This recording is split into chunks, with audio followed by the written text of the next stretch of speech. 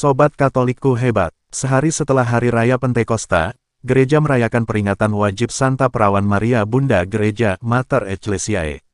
Peringatan ini ditetapkan oleh Paus Fransiskus di Vatikan pada tanggal 3 Maret tahun 2018. Gereja menggambarkan Santa Perawan Maria bersama para rasul dan para murid yang berkumpul bersama pada hari Pentakosta yang pertama. Bunda Maria adalah teladan bertekun dalam doa yang dipersatukan dalam kesatuan akal budi dan hati dengan para anggota pertama gereja. Bunda Maria selalu hadir, menyertai, dan ada sejak awal mula gereja lahir. Dia peduli dan sehati dengan kita. Ia tidak hanya menjadi teladan dalam ketekunan berdoa, namun juga menjadi ibu bagi kita semua seperti dikatakan Santo Agustinus bahwa, Bunda Maria sungguh-sungguh ibu dari anggota-anggota Kristus, yaitu kita semua. Dan seperti yang dikatakan oleh Martin Luther pendiri gereja Protestan bahwa, Bunda Maria adalah Bunda Yesus dan Bunda kita semua. Kalau Kristus adalah milik kita harus berada di mana Ia berada, dan semua yang menjadi miliknya pasti menjadi milik kita, dan oleh karena itu ibunya juga adalah ibu kita. Luther Works, Weimar Edition, 29. 655.26-656.7. Dengan menetapkan perayaan liturgis Santa Perawan Maria Bunda Gereja ini, Paus Fransiskus bermaksud mengajak semua anggota gereja untuk meneladan Bunda Maria, sehingga semakin tumbuh rasa keibuan gereja dalam diri para imam, kaum religius, dan umat beriman yang didasari rasa hormat sejati kepada Bunda Maria. Gelar Santa Perawan Maria Bunda Gereja ini merupakan devosi kuno dari umat Katolik kepada Bunda Maria yang sudah berlangsung dari abad ke abad.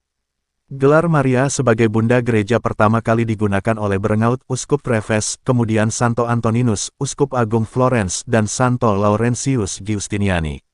Maria disebut sebagai Bunda Gereja, Guru dan Ratu para Rasul, tulis Paus Leo ke-13 yang wafat tahun 1903, dalam ensiklik Adjutricem Populi, Penolong Umat Manusia, yang diterbitkan bulan September tahun 1895. Sementara itu pada tanggal 6 Desember tahun 1960 di Basilika Santa Maria Maggiore Roma Paus Yohanes ke-23 yang wafat tahun 1963 berbicara tentang Bunda Maria sebagai Bunda Gereja dan Bunda kita yang paling terkasih. Pada tanggal 21 November tahun 1964, saat merayakan Misa Kudus pada penutupan sesi ketiga Konsili Vatikan II, Paus Paulus ke-6 mengungkapkan harapannya agar gelar Bunda Maria, Bunda Gereja akan menghantar umat Kristiani untuk lebih menghormati Bunda Maria dan menyerukan namanya dengan keyakinan yang lebih besar. Beliau memaklumkan bahwa, mulai dari sejak sekarang seluruh umat Kristiani selayaknya memberikan penghormatan yang lebih besar kepada Bunda Allah di bawah gelarnya yang mengagumkan ini. Paus Yohanes Paulus II seringkali mempergunakan gelar ini sejak awal masa kepausannya tahun 1978. Memandang kepada Bunda Maria yang ada di ruangan atas berdoa bersama para rasul pada hari Pentakosta. Bacaan Injil Matius bab 5 ayat 1-12 merupakan isi dari khotbah Yesus di bukit tentang 8 sabda bahagia. Ketika melihat orang banyak, Yesus mulai mengajar. Dia menyampaikan sabda bahagia. Berulang-ulang dikatakan, berbahagialah, yang dalam bahasa Yunaninya, makarios, yaitu kebahagiaan yang lengkap, utuh, sempurna.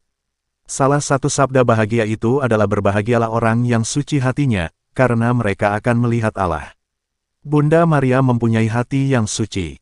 Kesuciannya dinyatakan oleh gereja sejak dalam kandungan ibunya, yakni Santa Ana. Maka, ada Hari Raya Maria dikandung tanpa noda dosa, Maria Immaculata. Ada banyak teori mengenai kesucian yang dapat membantu memahami apa itu kesucian. Namun yang paling memberi pencerahan tentulah apa yang dikatakan Yesus sendiri, yang secara sederhana dinyatakan dalam sabda bahagia, bandingkan Matius bab 5 ayat 3-12. Ini menjadi identitas umat Kristiani. Kalau orang bertanya, bagaimana menjadi orang Kristiani yang baik? Jawabannya sederhana, lakukanlah apa yang dikatakan oleh sabda bahagia. Kata, bahagia, dapat diartikan sama dengan kata, suci, karena mengungkapkan orang setia pada Allah dan menampilkannya dalam hidup.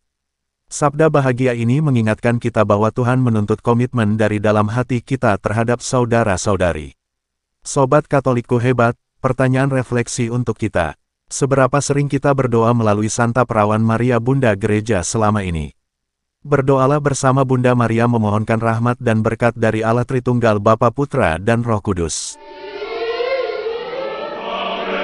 Sobat Katolikku hebat, jika Anda ingin mengikuti terus informasi-informasi seputar iman Katolik, silahkan subscribe, tekan lonceng, like dan komen.